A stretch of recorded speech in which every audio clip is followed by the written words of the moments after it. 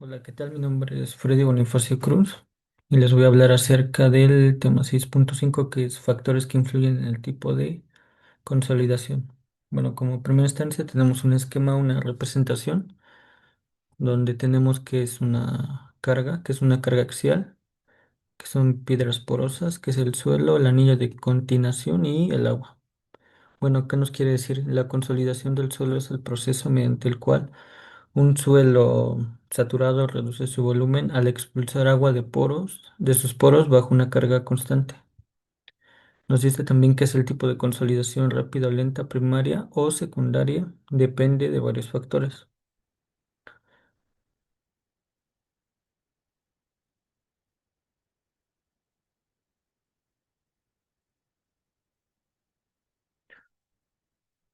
También tenemos como otro tema que es la permeabilidad del suelo.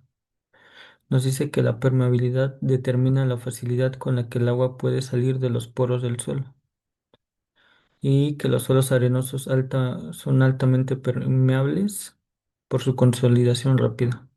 También tenemos suelos arcillosos, que estos son de baja permeabilidad, que son consolidación lenta y prolongada. Y aquí tenemos el pequeño dibujo que nos dice el suelo permeable pierde demasiada agua. Ujú. Y tenemos que el coeficiente de compresibilidad. Aquí tenemos la representación, que son las curvas, y que está representado por la ecuación de MB. Representa cuánto se deforma el suelo bajo una carga y suelos con alto índice de consolidación, que más al aplicar una carga, pero a menudo de forma, son más lentos. También tenemos cargas aplicadas que es con el signo, con la letra sigma. A mayor carga, mayor será la presión intersticial generada y mayor la magnitud de la consolidación. También esto influye en si la consolidación es primaria por drenaje o se acompaña de consolidación secundaria. Tenemos aquí que el inciso A, que es la rotura general. Tenemos la representación que es la carga y el asiento, el tipo de asentamiento que está representando. También tenemos aquí otro que es la rotura local, la fractura, que representa una carga y un asentamiento. Aquí se comportan diferentes los dos. Y aquí tenemos el punzonamiento, que es una carga y un asentamiento también, un asiento. Y las tres son muy diferentes. También tenemos condiciones del drenaje, que es una condición drenada, el agua puede salir fácilmente, que se le conoce como consolidación más rápida en condiciones no drenadas. Y tenemos el espesor de la capa del suelo consolidante, que se representa por la letra H, que nos dice que a mayor espesor, mayor distancia, tiene que recorrer el agua mayor tiempo de consolidación. También tenemos lo que es la temperatura, que afecta la viscosidad del agua y por lo tanto la permeabilidad es efectiva, que nos dice que a mayor temperatura el agua fluye más fácilmente.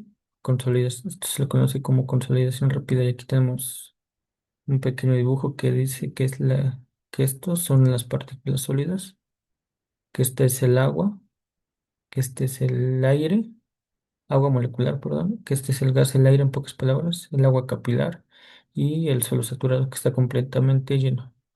Tenemos la presión intersticial, que es la presión del agua en los poros, disminuye con el tiempo durante la consolidación y su variación es la clave en el análisis de la consolidación dimensional. También tenemos el tema 6.6, que dice que de 50% y 100% de consolidación. Bueno, el 0% de consolidación se le conoce como el inicio del proceso, que matemáticamente que es el coeficiente de consolidación, que es U igual a cero.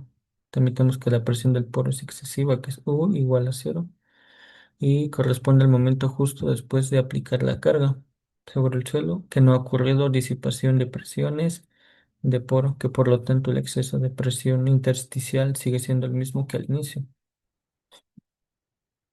También tenemos el 50% de consolidación, que se le conoce como consolidación media, y matemáticamente se representa como vemos, por U, mayúscula que es 50 y un minúscula que es 0.5 por U, unidades de micra, subíndice cero, que es el punto medio del proceso de la consolidación.